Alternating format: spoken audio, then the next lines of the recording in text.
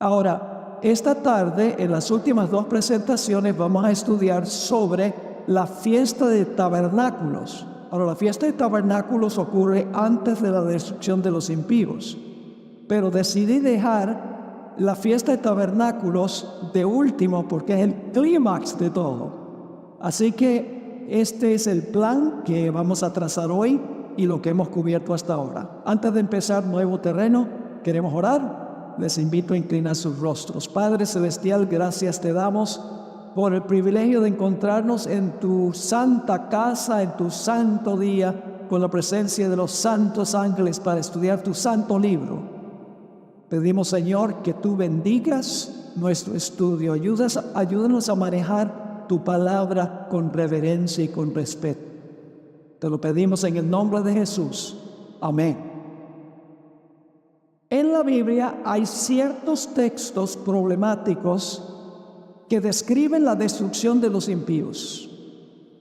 Vamos a empezar notando algunos de esos versículos donde da la impresión de que el castigo de los impíos será eterno. Primer texto está en Mateo 25, 41, a donde en la parábola de los corderos y los cabritos dice: entonces dirá también a los de la izquierda, es decir, los perdidos: apartaos de mí, malditos, al fuego eterno preparado para el diablo y sus ángeles. Fuego eterno. Da la impresión de que Satanás y sus ángeles y los impíos van a quemarse eternamente. Luego tenemos Mateo 25, 46, que es la conclusión de esta parábola. Dice lo siguiente: e irán estos, los cabritos, los impíos, al castigo eterno, y los justos a la vida eterna. Castigo eterno. Luego tenemos 2 Tesalonicenses 1 y el versículo 9 y 10, a donde dice, hablando de los impíos, los cuales sufrirán la pena de eterna perdición, excluidos de la presencia del Señor y de la gloria de su poder. Y luego tenemos Marcos 9, 43 y 44, a donde Jesús dijo: si tu mano te fuere ocasión de caer, córtala. Mejor te es entrar en la vida manco que tener dos manos. Ir al infierno es la palabra hebrea Gehenna, que era el basurero fuera de la ciudad de Jerusalén, que teniendo dos manos ir al infierno, al fuego que no puede ser apagado, donde el gusano de ellos no muere y el fuego nunca se apaga. Texto problemático.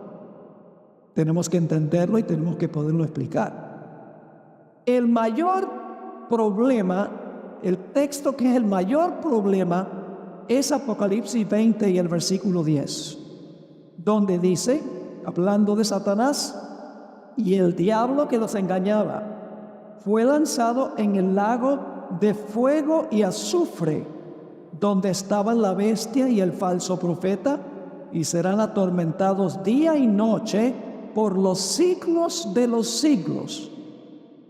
Interesante. Por los siglos de los siglos. Ahora vamos a tratar de resolver el problema que aparentemente presentan estos versículos, porque como adventistas nosotros creemos que el fuego va a consumir a Satanás y sus ángeles y los impíos, y finalmente ellos se van a apagar, no que van a sufrir eternamente. Pero ¿qué hacemos con estos textos? Bueno, vamos a resolver el problema yendo primero a Génesis 19, el versículo 24 y el versículo 28. Génesis 19, 24 y luego el versículo 28.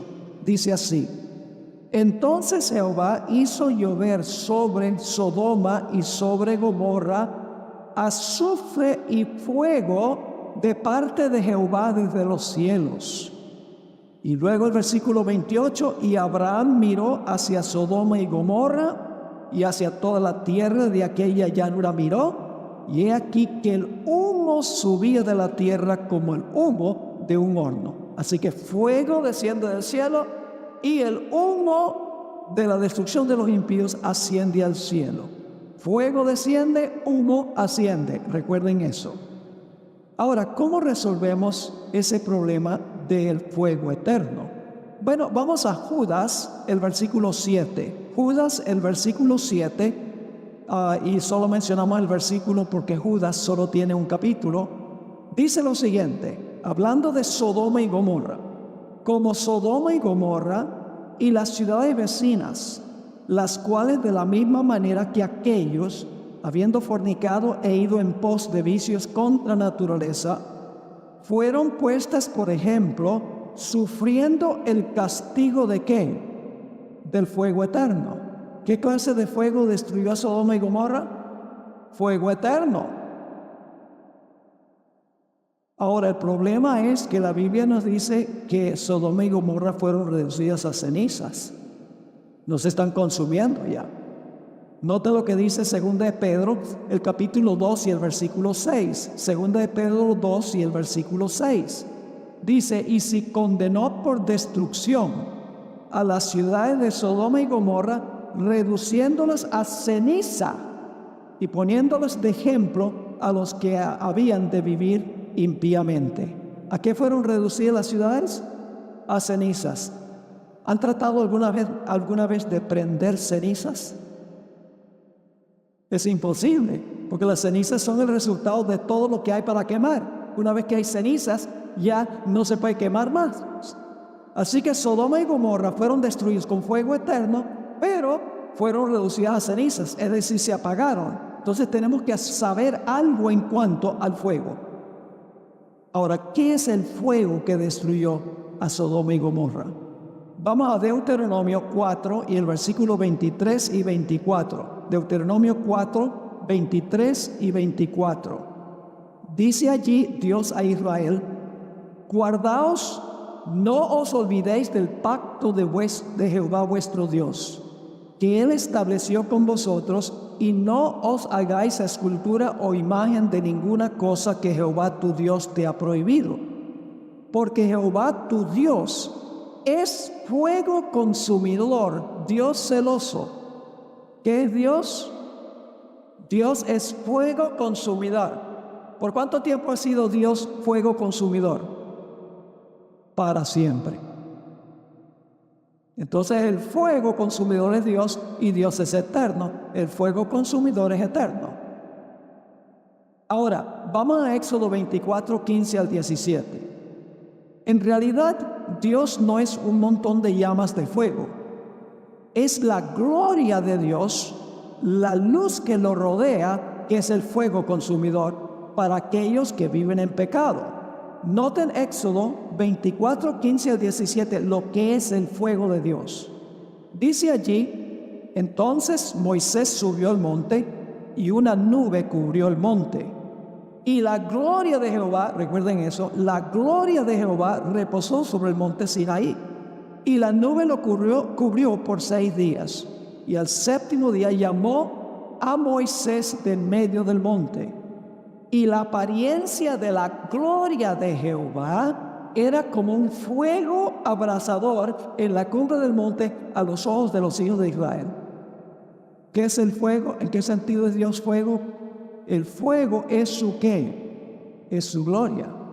La luz resplandeciente que lo rodea a él. Nota en Apocalipsis el capítulo 15 y el versículo 2. Apocalipsis 15 y el versículo 2. Aquí habla del mar de vidrio que está delante del trono de Dios. Y dice que es un mar de vidrio mezclado con fuego. Vamos a leerlo.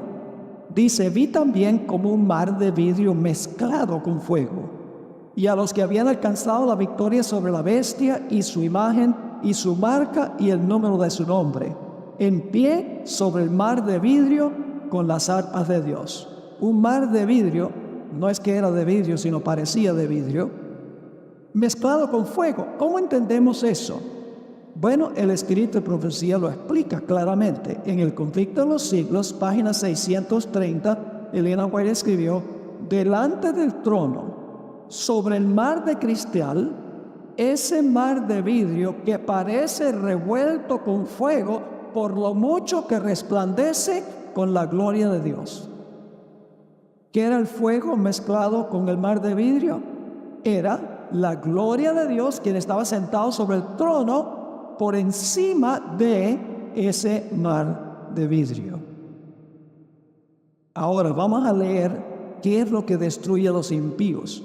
¿Qué es el fuego que destruye a los impíos? En realidad es la gloria de Dios. Noten lo que dice en el Deseo de todas las gentes, página 712. Dice allí, Dios les da la existencia por un tiempo a los seres humanos para que desarrollen su carácter y revelen sus principios. Logrado esto, reciben los resultados de su propia elección. Por una vida de rebelión, Satanás y todos los que se unen con él se colocan de tal manera en desarmonía con Dios que la misma presencia de él es para ellos un fuego consumidor. ¿Qué es el fuego consumidor? La presencia de Dios. Y luego termina la cita, la gloria de aquel que es amor los destruye. ¿Qué es lo que destruye a los impíos? La gloria de Dios. Y la gloria de Dios es el fuego consumidor. Ahora yo pregunto, las ciudades de Sodoma y Gomorra, ¿cómo fueron destruidas?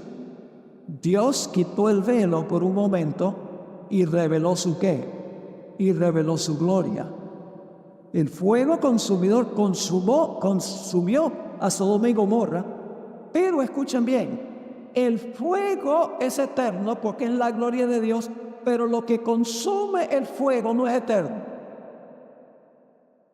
¿Entendieron eso o no? El fuego, la gloria de Dios que destruyó a Sodoma y Gomorra es eterno porque el fuego es la gloria de Dios, pero lo que la gloria de Dios consume no es eterno. Es el fuego que es eterno, no lo que consume el fuego, lo que es eterno. ¿Están entendiendo lo que estoy diciendo?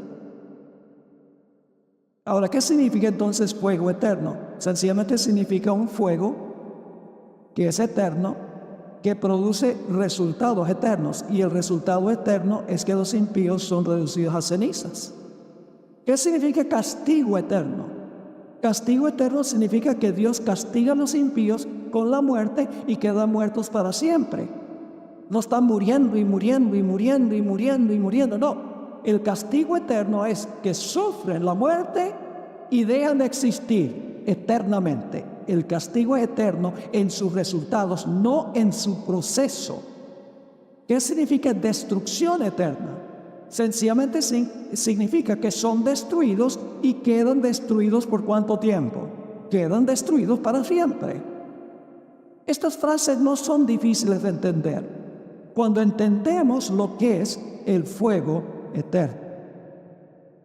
Ahora, ¿qué hacemos con Marcos 9, el versículo 43, donde habla del fuego que no se apaga? Bueno, vamos a mirar Mateo 3 y el versículo 12. Mateo 3 y el versículo 12. Aquí Juan el Bautista está hablando en cuanto al juicio que Dios va a ejecutar sobre los infieles en Israel. Y dice, su aventador está en su mano y limpiará su era y recogerá su trigo en el granero y quemará la paja en fuego que nunca se apagará. Ahora, si entendemos que el fuego eterno es la gloria de Dios nunca se apaga. Esa es una forma de resolver la situación. Pero quiero que noten algo muy interesante, y es que lo que consume el fuego no se apaga hasta que haya consumido el fuego todo lo que hay para consumir. La palabra que se usa aquí para la expresión nunca se apaga, fuego que nunca se apaga, es la palabra griega asbestos. Y puedo compararlo con algunas cosas que ocurrieron en la historia. El 19 de abril de 1993 se quemó el complejo de los davidianos. Algunos de ustedes vieron, ese día el viento era recio. ¿Podía algún departamento de bomberos apagar ese fuego? Fue imposible apagarlo. Así que era fuego ¿qué? Inapagable. Fuego que no se podía extinguir hasta que produjera ¿qué cosa?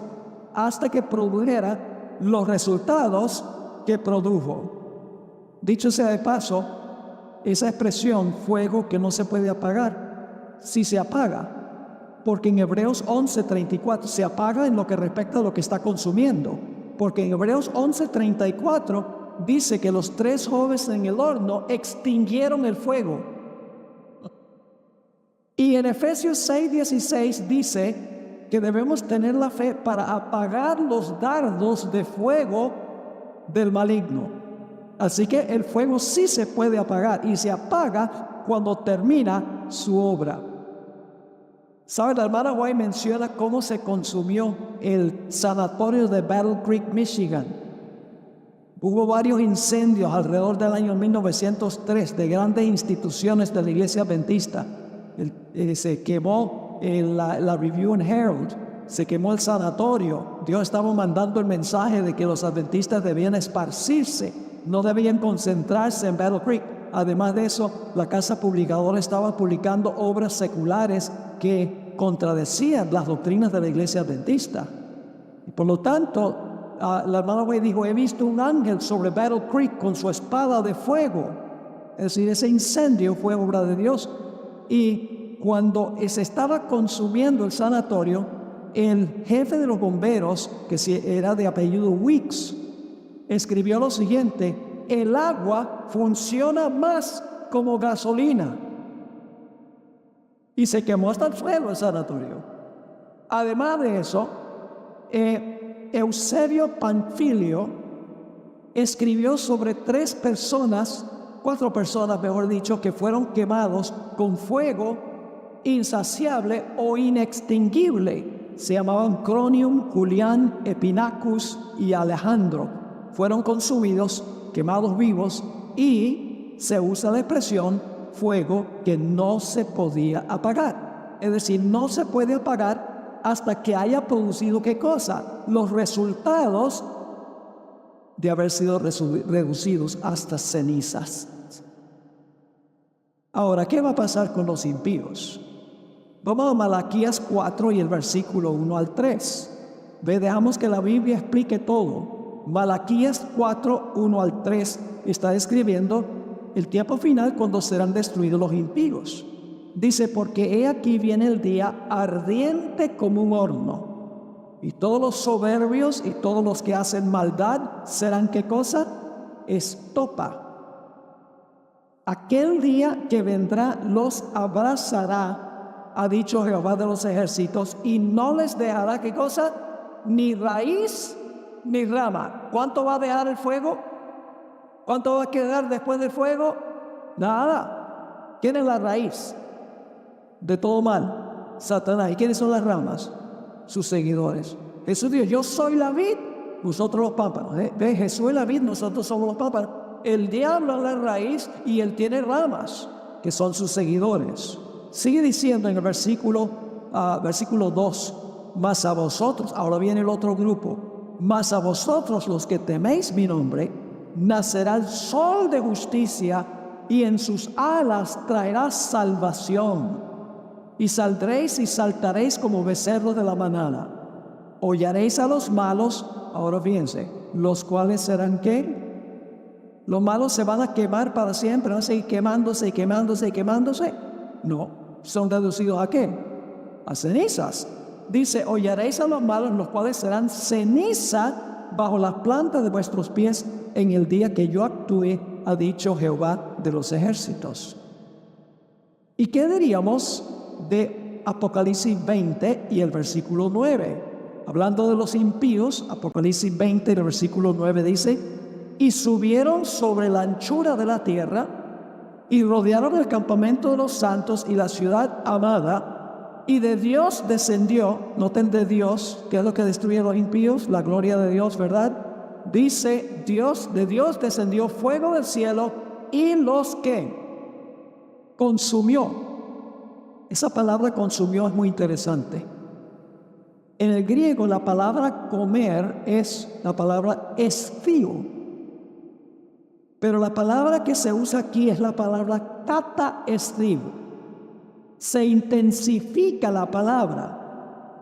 Se usa, por ejemplo, en Apocalipsis el capítulo 10, a donde el ángel le dice a Juan que se coma el libro. En realidad está diciendo que se consuma el libro. ¿Cuánto queda del libro después que lo consume?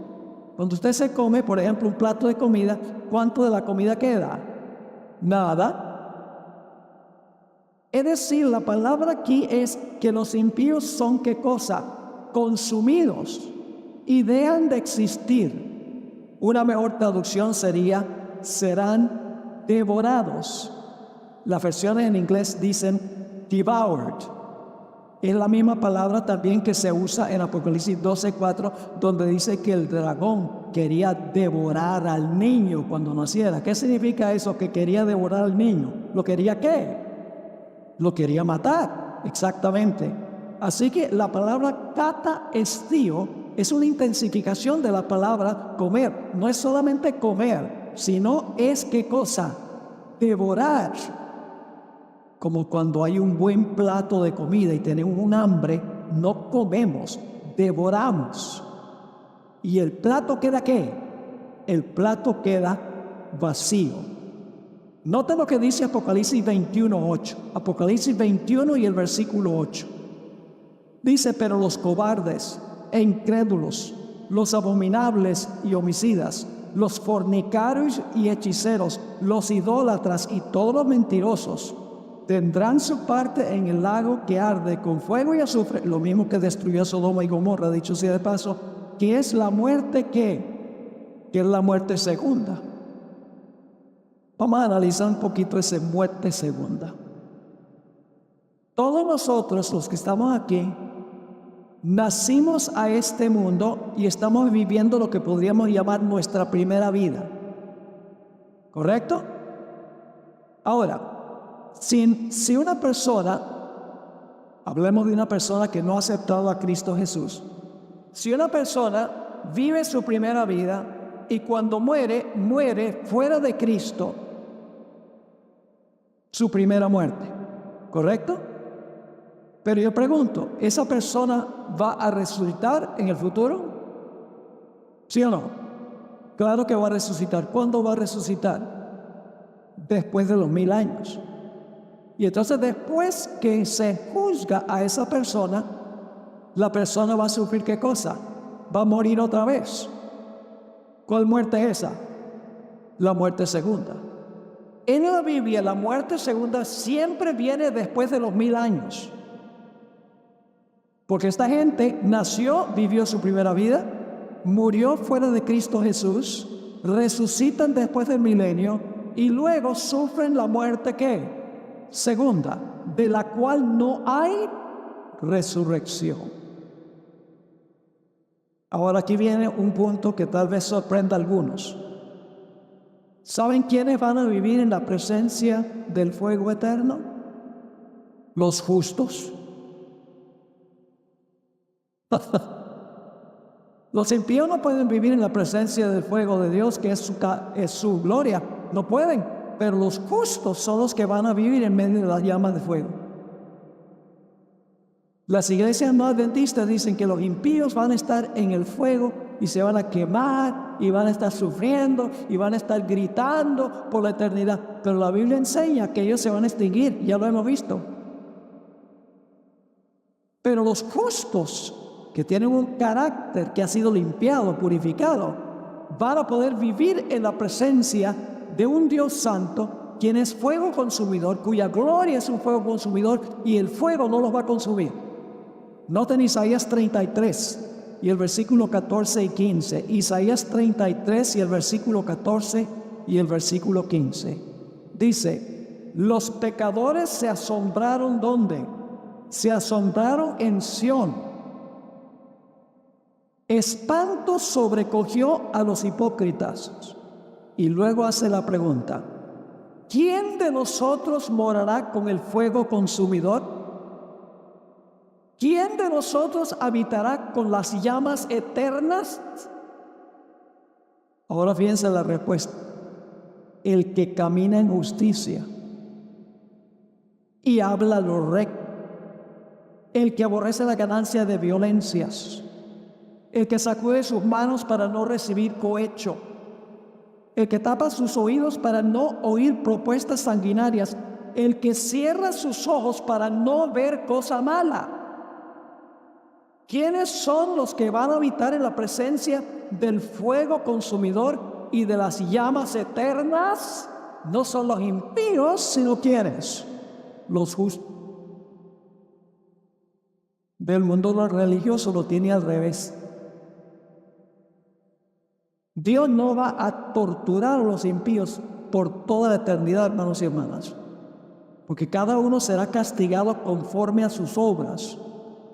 Vamos ahora a ese punto. ¿Cuánto tiempo sufrirán los malos? Vamos a Lucas 12, 47 y 48. Yo pregunto, ¿Dios es justo? ¿Dios es justo, sí o no? Saben que nuestro sistema de justicia en los Estados Unidos, aunque se está perdiendo también en gran medida, consta de que una persona es inocente hasta que se le compruebe culpable en un tribunal. Ese es el plan de Dios. Una persona es inocente hasta que en un juicio se compruebe que la persona es culpable. Y en un juicio hay una investigación del caso. Luego, basado en la investigación del caso, se pronuncia sentencia, y la sentencia tiene que ver con cuán serio fue el crimen. ¿Sí o no? Yo pregunto, ¿es diferente el castigo de una persona que se come un semáforo en rojo que de una persona como en Búfalo que mató a 10 personas? ¿El castigo es distinto?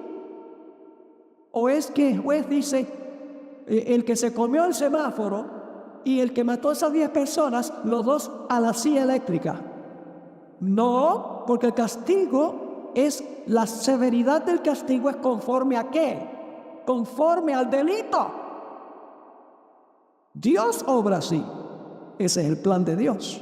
Noten Lucas 12, 47 y 48. Aquel siervo que, conociendo la voluntad de su Señor, fíjense que está hablando de personas que conocieron la voluntad de Dios. Aquel siervo que, conociendo la voluntad de su Señor, no se preparó ni hizo conforme a su voluntad, recibirá ¿qué cosa? Muchos azotes. Mas el que sin conocerla hizo cosas dignas de azotes, será azotado ¿qué? Poco. Porque a todo aquel a quien se ha dado mucho, mucho se le demandará. Y al que mucho se le haya confiado, más se le pedirá. ¿Es justo eso? Eso es justicia, mis hermanos. Dios no solamente es amor, Dios también es justicia. Tenemos que recordar eso. Hoy en día todo el mundo piensa que Dios es un caramelo, que Dios es tan amante. Algunos inclusive que han dejado la iglesia adventista están enseñando el universalismo, que todos se van a salvar, hasta Satanás, porque Dios es demasiado amoroso como para condenar a nadie. Eso es contradictorio a la Biblia y el espíritu de profecía. La Biblia es clara que los impíos van a sufrir de acuerdo a la vida que ellos vivieron. Noten Apocalipsis 20 y el versículo 13. Apocalipsis 20 y el versículo 13. Y el mar entregó los muertos que había en él, y la muerte y el Hades, que es el sepulcro, entregaron los muertos que había en ellos, y fueron juzgados cada uno, ¿cómo? Según sus obras. ¿El castigo es según qué? Según las obras, la vida que vivió la persona. Ahora, yo mencioné en una clase el otro día, ¿merecería un pecador común y corriente que nunca le hizo mal a nadie el castigo que va a recibir Hitler? Lógicamente que no. ¿Sería justo que un juez castigue una violación de tránsito y un asesinato con la misma sentencia? Obviamente que no. Ahora vamos a leer Isaías 66, Isaías 66 y los versículos 22 y 23. Isaías 66, 22 y 23. Es un texto que conocemos muy bien. Dice que se va a guardar el sábado en el mundo venidero, pero hay un problemita, porque generalmente paramos de leer en el versículo 23 y pasamos por alto el versículo 24, porque es medio problemático. Piense lo que dice Isaías 66, 22 y 23. Porque como los cielos nuevos y la nueva tierra que yo hago permanecerán delante de mí, dice Jehová, así permanecerá vuestra descendencia y vuestro nombre, y de mes en mes y de sábado en sábado vendrán todos a adorar delante de mí, dijo Jehová. Y nosotros usamos esto para decir que en la tierra nueva se va a guardar el sábado. Y está bien, porque dice que Dios va a hacer cielos nuevos y tierra nueva, y vamos a ir de mes en mes y sábado en sábado. Está hablando de cuando Dios haga cielos nuevos y tierra nueva.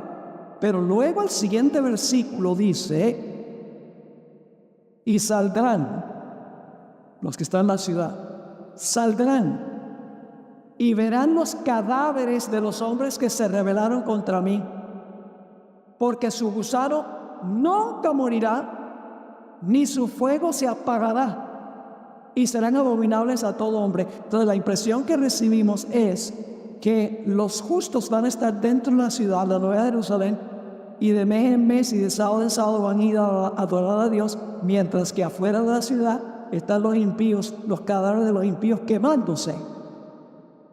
Y dice que nunca morirá el gusano, ni su fuego se apagará. Ahora, ¿cómo resolvemos este problema? No es tan complicado. Hay tres concordancias que la gente generalmente usa hoy. La concordancia Prudence, que fue la que usó Guillermo Miller. La concordancia Strong's y la concordancia Young's en inglés. Ahora, el que hizo la concordancia Young, es muy interesante lo que él dijo. A él le fastidiaba que a veces los verbos en la Biblia se traducían incorrectamente. Y fíjense lo que escribió, y era un experto en los idiomas, porque él usó el texto masoreta para traducir el Antiguo Testamento. Texto masoreta es hebreo, y usó el Textus Receptus para traducir el Nuevo Testamento. Es decir, conocía hebreo y griego cuando hizo su concordancia. Y él expresó el hecho de que estaba fastidiado de que los verbos a veces no se traducían bien. Esto fue lo que escribió. Si una traducción usa un tiempo presente, cuando en el original aparece un tiempo pasado, o si usa un tiempo pasado cuando en el original aparece un tiempo presente, si usa un tiempo perfecto para un tiempo futuro, o un tiempo futuro para un tiempo perfecto. Fíjense la conclusión. La palabra de Dios se anula por las tradiciones de los hombres. Ahora fíjense la traducción literal del capítulo 66, versículo 24. Dice lo siguiente: Young ni siquiera, porque él hizo una versión literal, palabra por palabra, él no siguió su propio consejo. Y le voy a explicar cómo. En realidad dice los verbos y habrán salido. Es decir, antes de ir de mes en mes y sábado en sábado, habrán salido y habrán visto. Así están los verbos en el original. Pero se traducen como si fuera ¿qué? Futuro, desde el punto cuando van de mes en mes y sábado en sábado. Ustedes pueden chequear esto para ver si lo estoy diciendo la verdad. Dice, y habrán salido y habrán visto los cadáveres de los hombres que se rebelaron contra mí. Porque su gusano, según él traduce, porque su gusano no morirá, ni su fuego se apagará. Él lo traduce así, pero el problema es que el tiempo del verbo es presente. No siguió su propio consejo, porque en el original dice, el gusano no muere, ni el fuego se apaga. mientras está haciendo su obra. No está en futuro, sino presente. Y luego dice, y habrán sido abominables a todo hombre. Ahora, y también agregó la palabra nunca, donde el gusano nunca morirá, ni el fuego nunca se apagará. En el original no está la palabra nunca. Pero el problema es que a veces los traductores le infunden a la Biblia sus ideas preconcebidas. Él era un hombre que creía en un infierno que arde para siempre y no siguió su propio consejo. Es decir, que el versículo después de mes en mes y sábado en sábado se debe entender como dice, cuando vamos de mes en mes y sábado en sábado, habrán salido y habrán visto antes de esto los cadáveres de los hombres que se rebelaron contra mí, porque su gusano no muere ni su fuego se apaga, y habrán sido abominables a todo hombre. Así que no hay ningún problema, porque el versículo que sigue al 22 y al 23 está diciendo que antes de que vayan de mes en mes y sábado a sábado habían visto eso. ¿Están entendiendo lo que estoy diciendo? Ahora, volvamos, ese era un paréntesis muy importante, volvamos ahora al texto más problemático de todos. Apocalipsis 20:10. Dice, el diablo que los engañaba fue lanzado en el lago de fuego y azufre, a donde estaban ¿quiénes? A donde estaban la bestia y el falso profeta, y serán atormentados día y noche. Yo pregunto, ¿los impíos van a sufrir tormento mientras se están quemando? Sí, sí van a sufrir tormento, ¿cómo no? Lo único es que el tormento no es eterno. Pero aquí dice, y serán atormentados día y noche por los siglos de los siglos. Sería un largo periodo, ¿sí o no? Por los siglos de los siglos, un largo periodo. Ahora, ¿de dónde viene este lenguaje? Este lenguaje viene de Isaías 34, 9 y 10. Isaías 34, 9 y 10. Está hablando de la destrucción de Edom. Y dice así, sus arroyos se convertirán en brea, y su polvo en azufre, y su tierra en brea ardiente. No se apagará noche ni de día, perpetuamente subirá su humo. Y ahora explica qué significa la expresión no se apagará de noche ni de día, perpetuamente subirá su humo. Dice, de generación en generación será asolada y nunca más pasará nadie por ella. Yo pregunto, ¿Edom todavía se está quemando?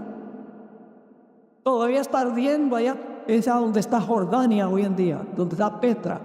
Allá, eso está todo encendido y prendido, de tal manera que nadie puede visitar a Petra. Claro que no, se apagó.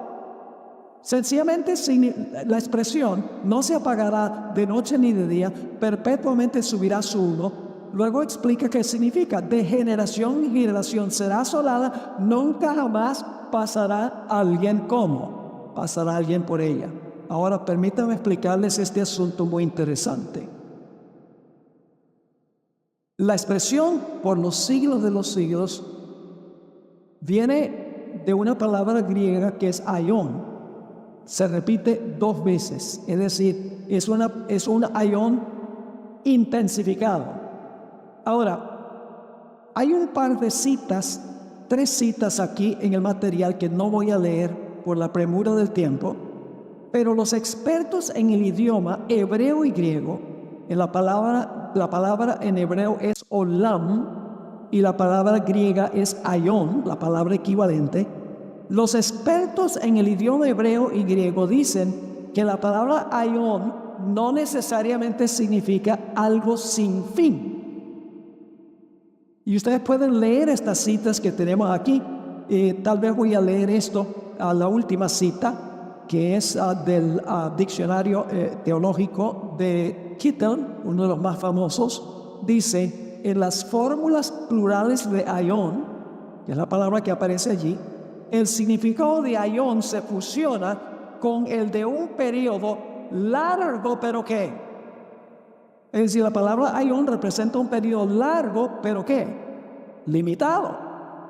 En particular, aión, en este sentido, significa el tiempo o la duración del mundo. Es decir, el tiempo como limitado por la creación y la conclusión. Es decir, la palabra aión se puede usar para describir el periodo de la historia del mundo de la creación hasta el fin. En el Nuevo Testamento se usa para describir, es un periodo largo, pero tiene sus ¿qué? Tiene sus límites. Sigue diciendo, en este punto nos enfrentamos al hecho notable de que en la Biblia se usa la misma palabra aión para indicar dos cosas que parecen ser profundamente antitéticas, es decir, la eternidad y la duración del mundo.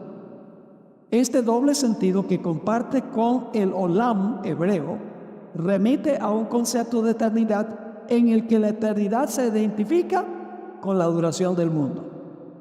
Que la expresión por los siglos de siglos es un periodo largo, pero puede tener ¿qué? Pero puede tener límites, y tiene límites.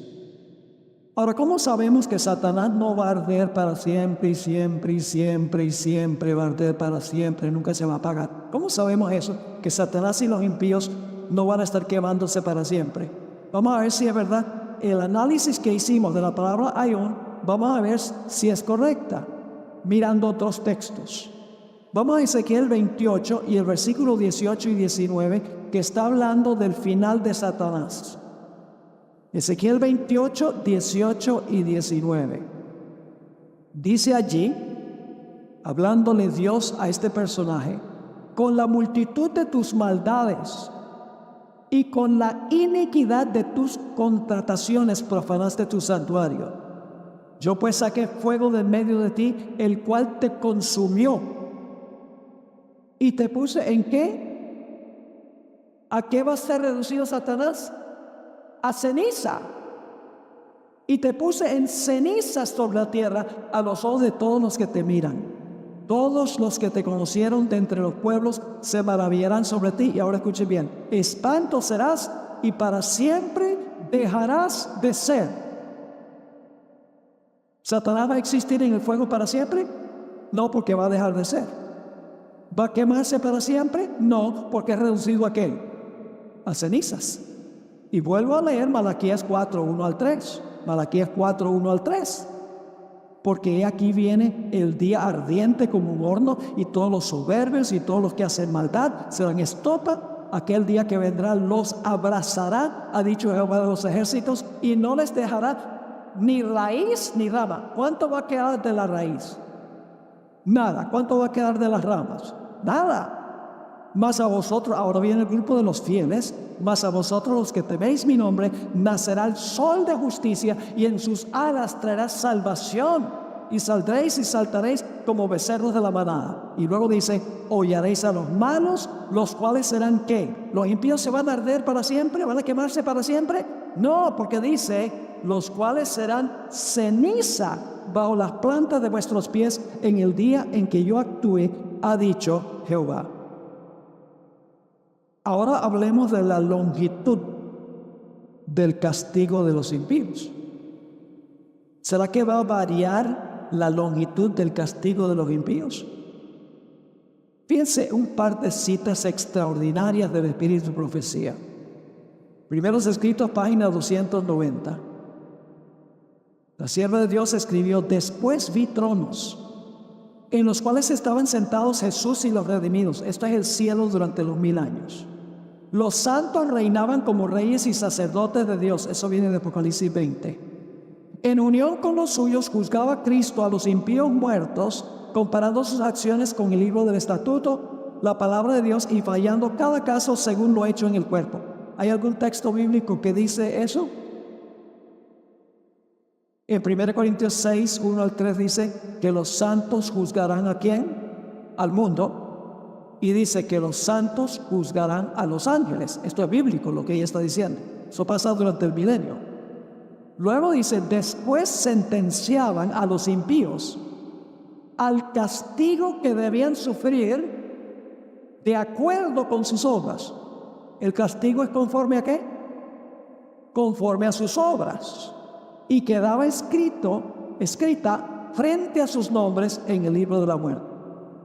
También Satanás y sus ángeles fueron juzgados por Jesús y los santos. Eso es bíblico, lo dice 1 Corintios 6:3. No lo dice el hermano White nada más, lo dice la Biblia. Ahora escuchen esto. El castigo de Satanás había de ser mucho más terrible. Mala traducción, la hermana White escribió en inglés. En realidad en inglés dice, el castigo de Satanás iba a ser mucho mayor. Y vamos a ver que va a ser mucho mayor por el tiempo en que se va a consumir. Así que dice, el castigo de Satanás había de ser mucho mayor que el de aquellos a quienes engañó. Su sufrimiento había de ser incomparablemente mayor. Tampoco es una buena traducción, porque en inglés dice, su sufrimiento iba a exceder tanto el de ellos, de los que engañó, que no admite comparación. El castigo de Satanás va a ser tanto mayor en lo que respecta a longitud que no se puede comparar con el tiempo que van a sufrir los impíos. Así que dice, su sufrimiento iba a exceder tanto el de ellos que no admite comparación. Y luego dice, después de perecer todos los que fueron engañados por él, Satanás iba a continuar viviendo para sufrir mucho más tiempo.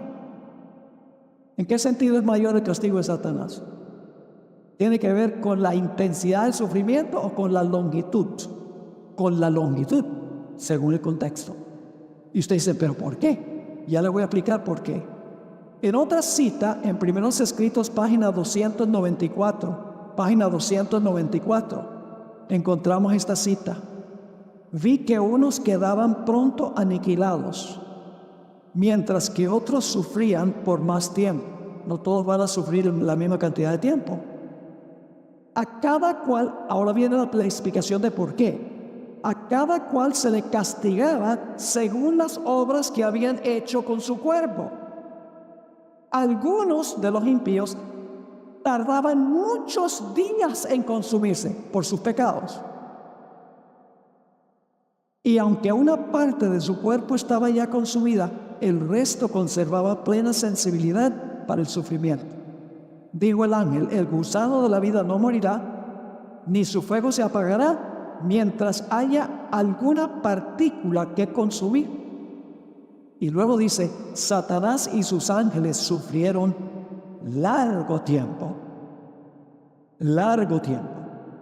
Sobre Satanás pesaba no solo el castigo de sus propios pecados, sino también el de todos los de la hueste redimida que habían sido puestos sobre él. ¿Pueden concebir de esto? Estudiamos el santuario. ¿Qué sucedía en el servicio diario? Los pecados de los que se arrepentían, confesaban y confiaban en Jesús, entraban ¿a dónde? Al santuario.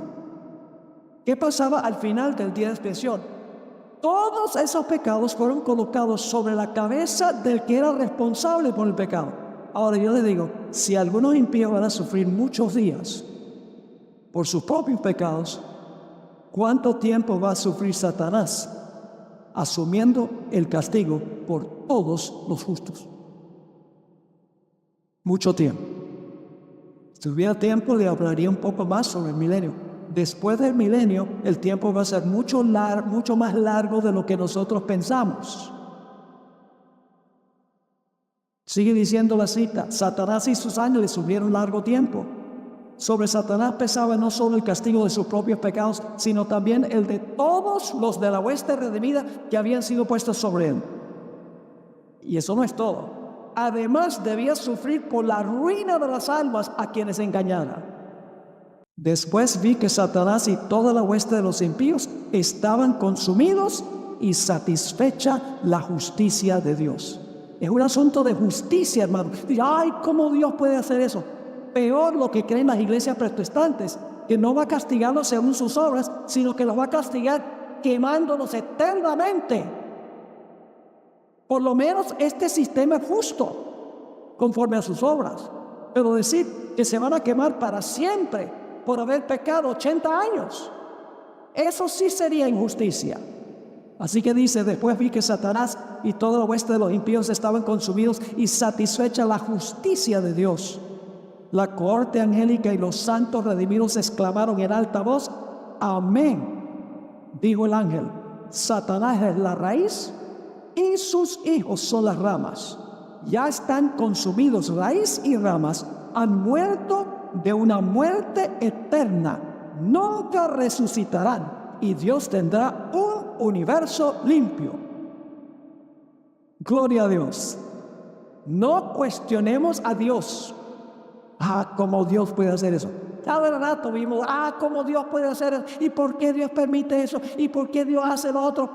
Lo que hace Dios siempre lo hace en armonía con su carácter de amor y también con su carácter de justicia. No cuestionemos a Dios. Y la destrucción de los impíos, hermanos y hermanas, es una destrucción que es la obra extraña de Dios. Porque Dios es un creador, no es un destructor. Contrario a lo que Dios hubiera querido. Noten Isaías 28:21.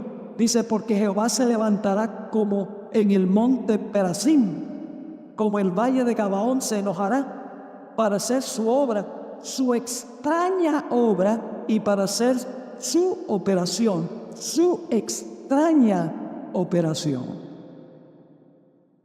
Ahora quiero terminar leyendo una cita del Espíritu Profecía que resume todo lo que hemos estudiado.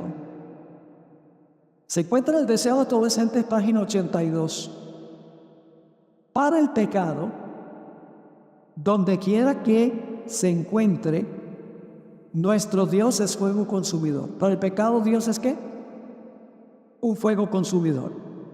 Ahora escuchen. En todos los que se sometan a su poder, el Espíritu de Dios consumirá el pecado. Los que se someten al Señor, ¿qué va a hacer el Espíritu Santo? En su vida va a consumir el pecado. Pero escuchen. Pero si los hombres se aferran al pecado, llegan a identificarse con él. Entonces la gloria de Dios que destruye el pecado debe destruirlos a ellos también. Y luego usa el ejemplo de Jacob. Jacob, después de su noche de lucha con el ángel, exclamó, vi a Dios cara a cara y fue librada mi alma. Jacob había sido culpable de un gran pecado en su conducta hacia Esaú, pero se había arrepentido. Su transgresión había sido perdonada y purificado su pecado. Por lo tanto, podía soportar la revelación de la presencia de Dios. Pero siempre que los hombres se presentaron a Dios mientras albergaban voluntariamente el mal, fueron destruidos. En el segundo advenimiento de Cristo, los impíos serán consumidos con el espíritu de su boca y destruidos con el resplandor de su venida. Y ahora escuchen, la luz de la gloria de Dios, que imparte vida a los justos, matará a los impíos. ¿Qué es lo que destruye a los impíos? La luz de la gloria de Dios destruye a los impíos. Y luego Dios tendrá un cielo nuevo y una tierra nueva, a donde está la justicia. Ahora, hermanos y hermanas, esto debe enseñarnos a nosotros una gran lección. Y es que el Señor Jesucristo quiere consumir el pecado de nuestra vida.